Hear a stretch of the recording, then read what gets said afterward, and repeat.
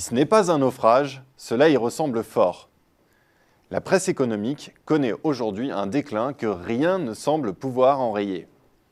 Le secteur a pourtant connu son heure de gloire à la fin des années 90. Mais depuis, son chiffre d'affaires a été divisé par 2, les recettes publicitaires par 4. Alors cette crise a bien sûr fait des dégâts. La Tribune a cessé d'être un quotidien début 2012 malgré plusieurs changements de direction, des restructurations ou encore un ajustement des prix. Le Nouvel Économiste, une référence dans les années 80, a lui quasiment disparu des kiosques. Face à ce déclin, la presse économique semble aujourd'hui en panne d'idées, alors les journaux s'accrochent aux branches. Citons le désarroi éditorial de l'Expansion, qui se fend dans son dernier numéro de 50 pages sur l'immobilier, près de la moitié de sa pagination. Challenge aussi abuse des marronniers ces sujets qui reviennent ad nauseam en une, comme la cote des diplômes ou les grandes fortunes. Challenge joue même la carte people en accrochant le lecteur par le portrait d'une personnalité en une. Quant aux enjeux Les Échos, ils tentent aujourd'hui une énième relance avec en couverture cette question: peut-on devenir riche en France? Impensable aux grandes heures de la presse économique. Alors, pourquoi tant de frilosité? Eh bien, sans doute la peur de tomber plus bas. Il y a bien l'intention louable d'entreprises aux abois qui font tout pour limiter la casse en termes d'emploi, mais il y a un autre frein interne au changement: les instances gouvernantes. Elles manquent aujourd'hui de stratèges capables d'innover.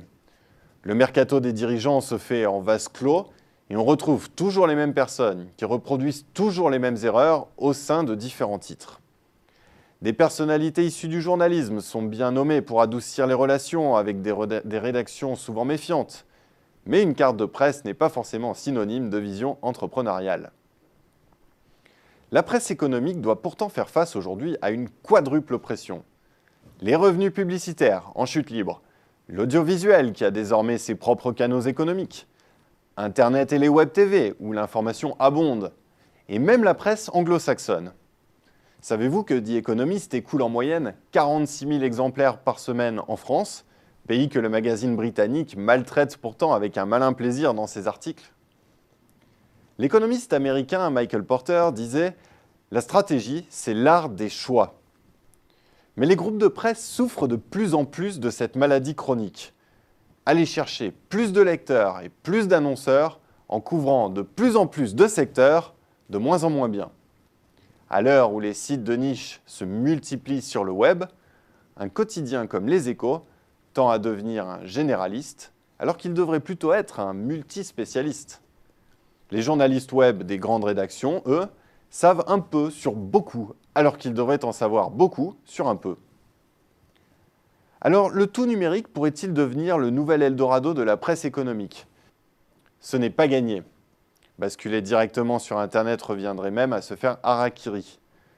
Le média devrait alors devenir subitement une machine à page vue, l'unité de référence pour les annonceurs. Or, le coût d'un espace publicitaire sur une page Internet tend logiquement à baisser en raison de la multiplication de l'offre. Pire, le média n'a même plus le contrôle du prix de l'encart qu'il vend à l'annonceur. La faute au RTB, le Real-Time Bidding, comprenez les mises aux enchères en temps réel des espaces publicitaires des différents éditeurs. Il y a une autre raison de ne pas croire au tout numérique. Le papier ne semble pas avoir dit son dernier mot. Ainsi, signe de l'intérêt pour l'économie, la diffusion des Échos a progressé de 4% en décembre 2012 par rapport à 2011. Alternative économique avec un contenu parfois aride et un positionnement clairement à gauche, c'est-à-dire iconoclaste dans le paysage, a lui vu ses ventes au numéro progresser de plus de 13% en 2012. La preuve qu'il existe un lectorat prêt à payer pour de l'information de qualité et un traitement original de l'actualité. Reste maintenant aux dirigeants de trouver les moyens de monétiser cette audience.